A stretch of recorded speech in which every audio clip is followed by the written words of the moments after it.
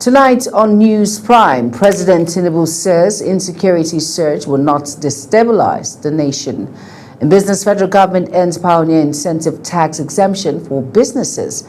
And on the foreign scene, Sudan Army Chief rejects the Quad's truce proposal, citing UAE role. And in sport, Falcons risk missing another FIFA window. Hello and welcome to all our viewers in Nigeria and around the world to News Prime on Global Television, coming to you live from the nation's capital, Abuja. I am Jumai Manson. A quick reminder that Global Television is on DSTV channel 365 and Star Times channel 276. Now the news in full. Former national chairman of the All Progressive Congress APC, Abdullahi Ganduje, has called on citizens of Kano State to ensure they obtain their permanent voters cards, PVCs, ahead of the 2027 general election. Ganduje made the call while addressing party stakeholders and executives from the 44 local government areas of the state during a strategic meeting held in Kano. The former chairman said the meeting served as an opportunity to reaffirm the party's support for President Bola Ahmed Tinubu, adding that preparations must begin early for a successful outing in the next polls. As we are moving towards 2027, there is a need for us to ensure that there is complete unity in our party. Unity from top to bottom.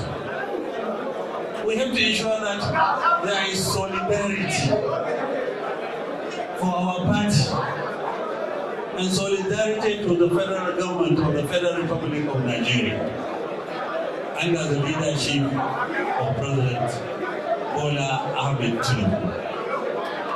Also, the purpose of the meeting is to ensure a new commitment as according to the renewed reform agenda. So members of our party, the delegates, they have shown their commitment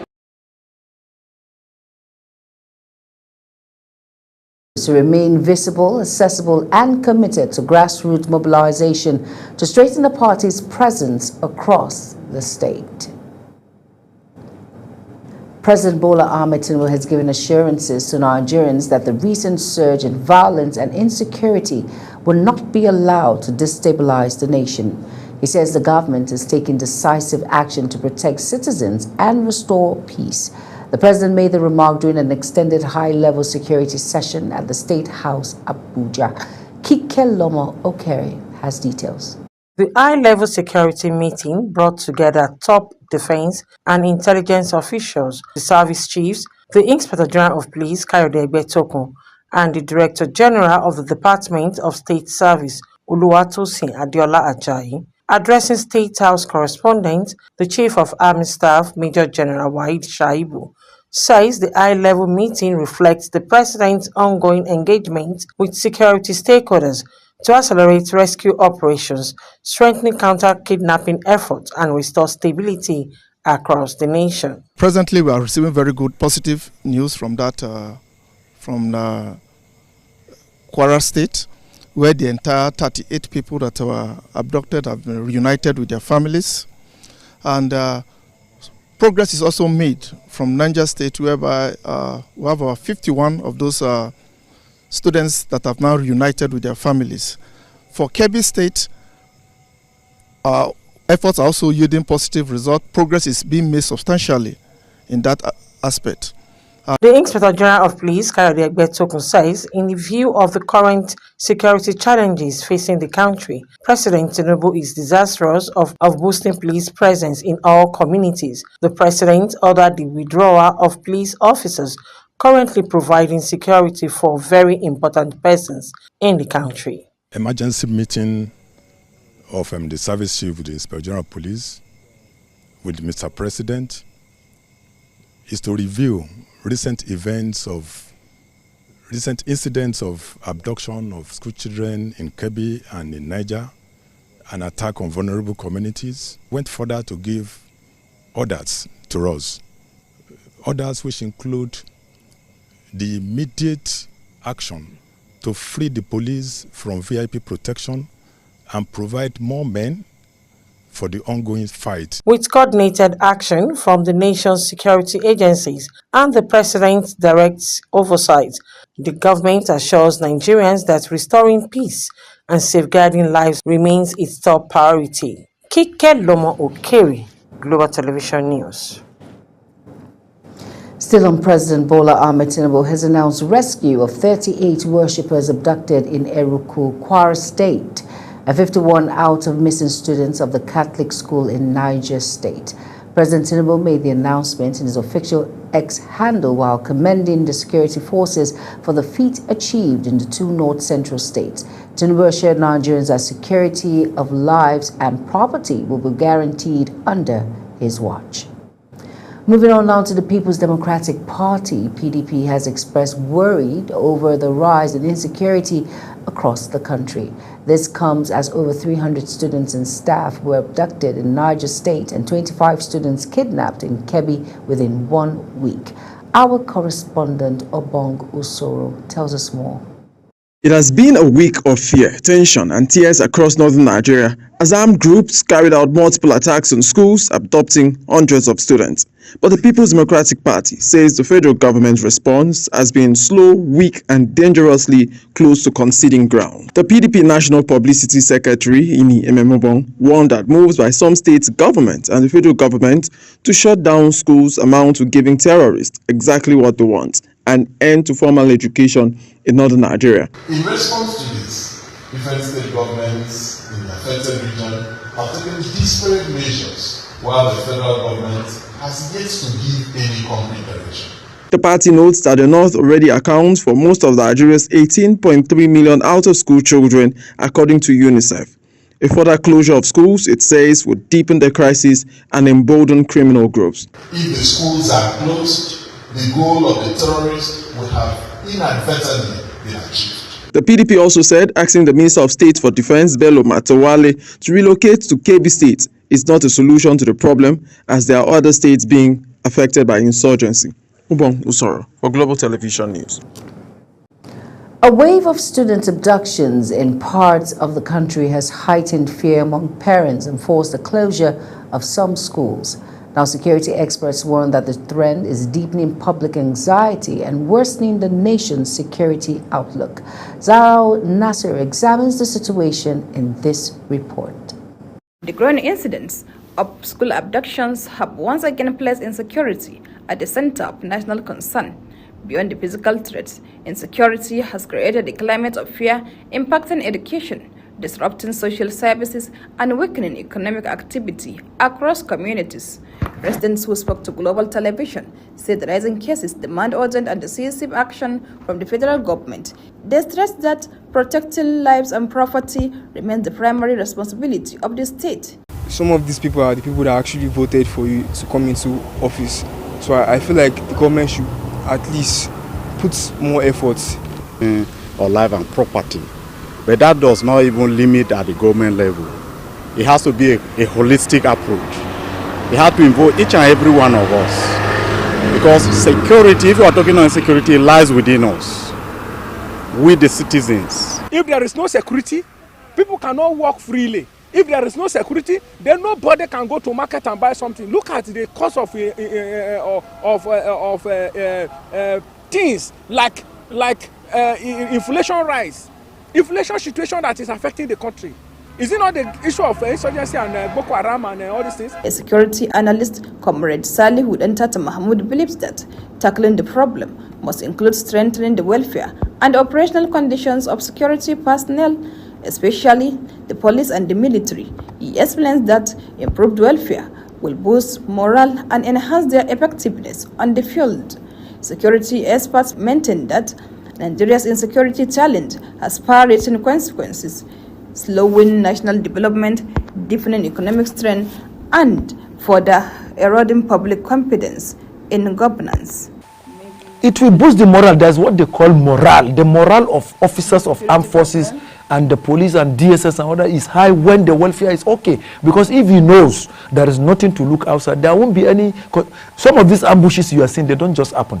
As communities continue to grapple with these threats, many are calling for a more coordinated response to restore safety in schools and reassure parents across the country. Zahra Nasr reported for Global TV News. The Zamfara state government says it is not considering shutting down schools despite rising insecurity across parts of the country. Instead, it has introduced measures to protect learning centers and ensure pupils and students attend classes without fear of bandit attacks. The State Commissioner for Education, Science and Technology, Wadatu Madawaki, stated this while addressing journalists at an event organized by the Federated Association of Zamfara State Students in Gusau, the state capital. Sadiat Garba has the details. The recent abduction of 25 students of Government Comprehensive Secondary School Maga in Danko Wasagu local government area of Kebbi State, as well as the attack on St. Mary Catholic School in Niger State, has forced some states to shut down schools as a precautionary measure.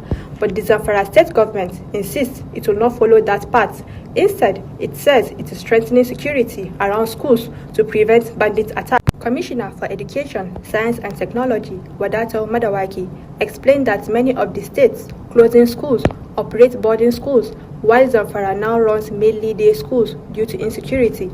He noted that some schools that were previously closed in the state remain shut down until security improves. The security of the children, the security of the students is well taken care of. We are in contact with all the security agencies, and they are giving us all the necessary support that we are asking for to ensure that as our schools continue to operate. The students' body, the Federated Association of Zamfara State Students, emphasized that implementing local scholarships will help students concentrate on their studies without financial distraction. We have been battling with that very issue. There is no single month that as student leader you will not receive a complaint or complaints from students in regards to this issue of registration.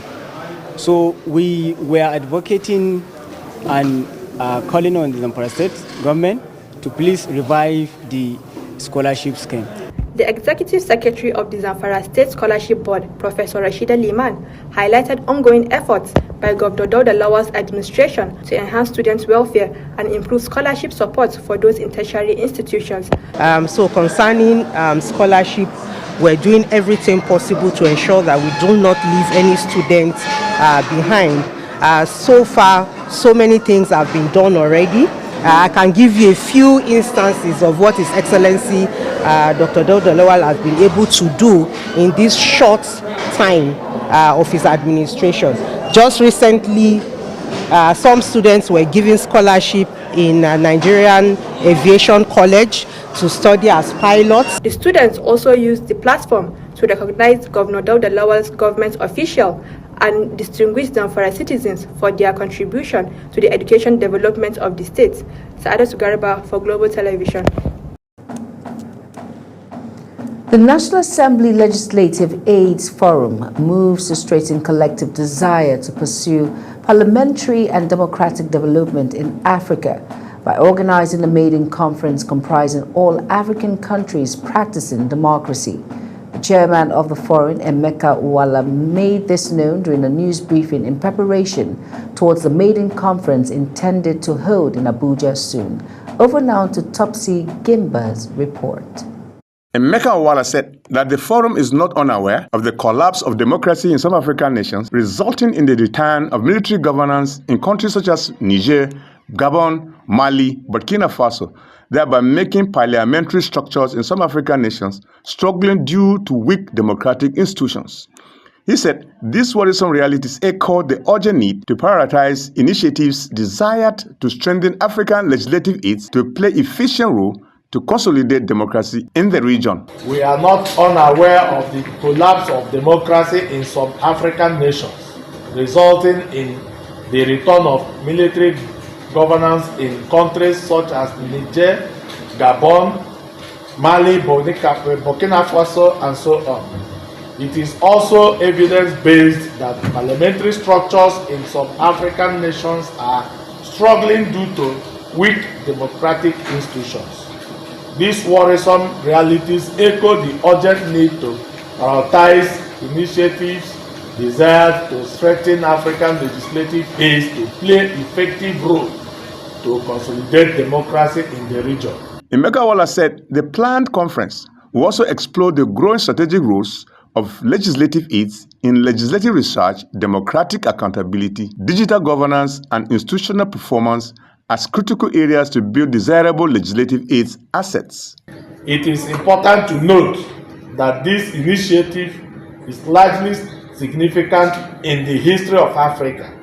This is the first time African legislative aids are coming together to brainstorm, build networks, partnerships, and capacities for the common good and development of the region. Speaker at the conference will be Mr. Jema Nunu Kumba of South Sudan Transitional National Legislative, and the keynote address will be delivered by the Nigeria's Vice President, Senator Kashim Shettima, and the President of the Senate, Senator Godswill Akpabio, among others, will form part of the conference. Over 7,000 aides from across African national parliaments are expected to participate at the maiden conference. Topsy Gimba, reporting for Global Television News.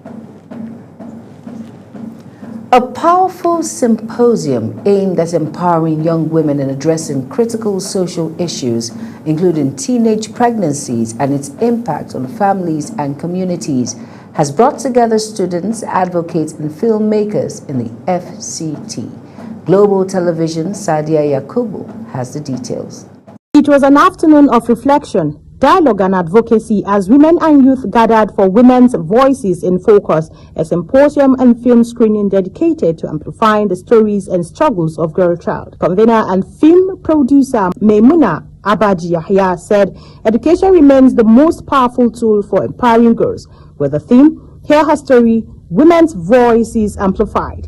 She appealed to parents, most especially mothers, to listen to their daughters rather than reject them, stressing that many teenage mothers face harsh discrimination that can lead to depression or even suicide. And as an actor and a movie producer, I am looking at producing my next movie on the issue of unwanted pregnancies, teenage unwanted pregnancies. You would wonder why I am particular about that. It bothers me to know that when a woman gets pregnant out of wedlock too early, it becomes her crime. There is stigmatization and isolation that goes with it. Maimuna also urged teenagers to prioritize self-development and avoid risky behavior, emphasizing that guidance is needed for both girls and boys. Artistic director of NESPA Art Studio, Adejo Ibrahim, described teenage pregnancy as an issue that requires open conversation. He said the problem is deeply connected to parenting, exploitation, and the victimization of young people, all of which must be confronted to protect the next generation. Teenage pregnancy, as we know, is one of the major challenges that we are facing in our society. It borders on parenting, it borders on child molestation and victimization. It is also one of those issues that have continued to lead to social dysfunctionality of some young people and even adults today. The event drew students from several secondary schools as well as dignitaries from across the country, all united in the call to uplift women's voices and promote safer, healthier communities. Sadia Yakubu, reporting for Global Television News. You are watching the live broadcast of News Prime. When News Prime returns, federal government ends pioneer incentive tax exemption for businesses. Details coming shortly, plus business and sports stories on the other side of this break. Please stay with us.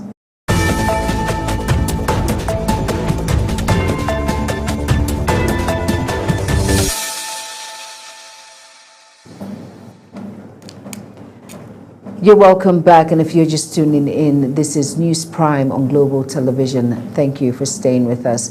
In business now, the federal government says it has stopped receiving applications for the Pioneer Status Incentive, PSI, with all at effect, which implies that corporate organizations will no longer enjoy 3-year tax-free incentives for new businesses.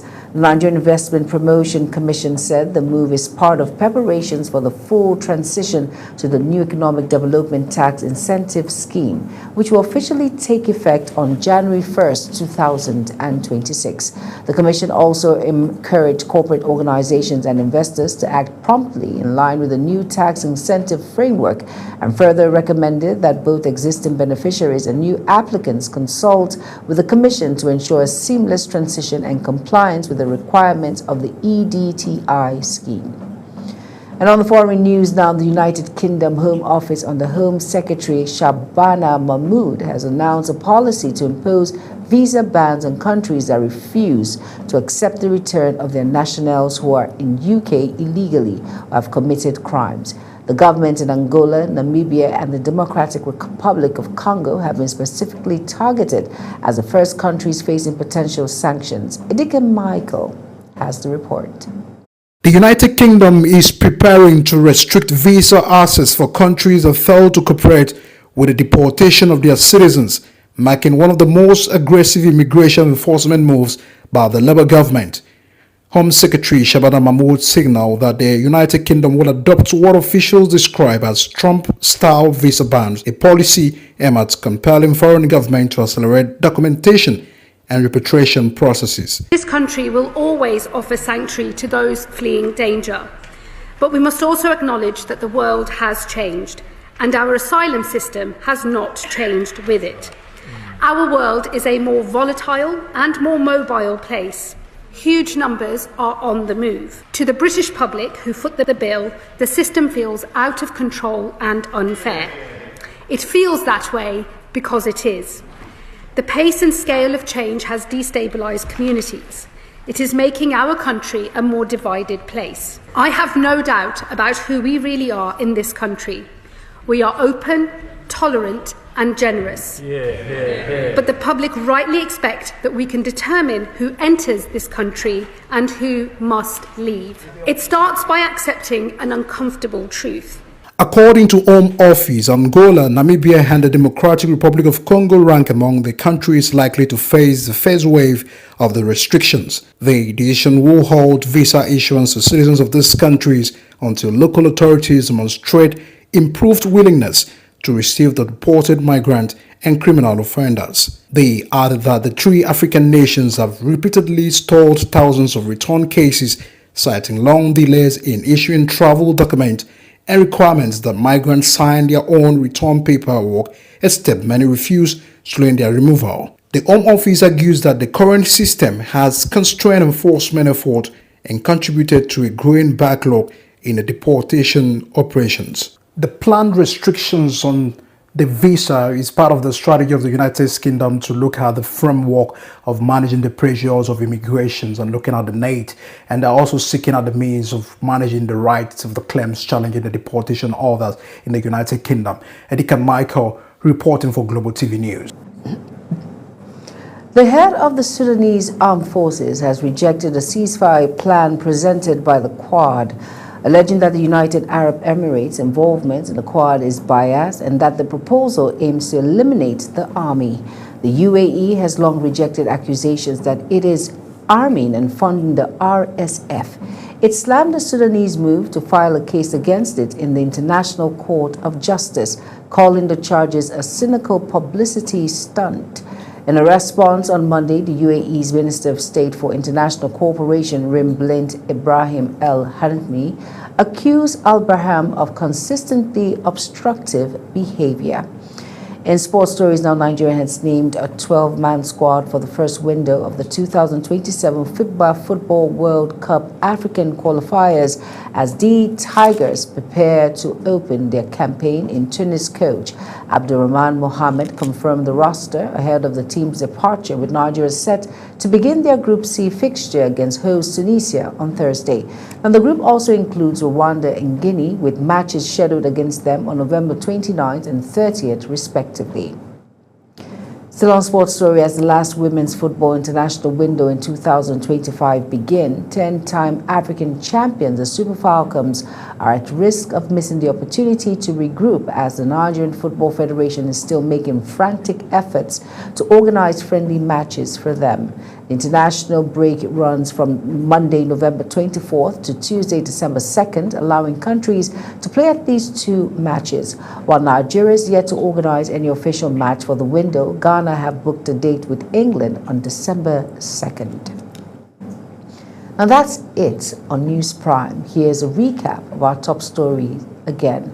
Brought to you that President Bola Ahmed Tinubu has given assurances to Nigerians that the recent surge in violence and insecurity will not be allowed to destabilize the nation. He says the government is taking decisive action to protect citizens and restore peace. Over down to business, the federal government says it has stopped receiving applications for the Pioneer Status Incentive, PSI, with effect which implies that the corporate organizations will no longer enjoy 3-year tax-free incentives for new businesses. And on the foreign scene, the head of Sudanese Armed Forces has rejected a ceasefire plan presented by Quad, alleging that the United Arab Emirates' involvement in Quad is biased and that the proposal aims to eliminate the army. And finally, in sports, as the last women's football international window in 2025 begins, 10-time African champions, the Super Falcons, are at risk of missing the opportunity to regroup as the Nigerian Football Federation is still making frantic efforts to organize friendly matches for them. Now, a quick reminder that Global TV is on GSTV channel 365 and Star Times channel 276. Kindly follow us across all social media platforms now showing on your screen by using @Global TV NG. I am Jumai Manson. Thank you for watching.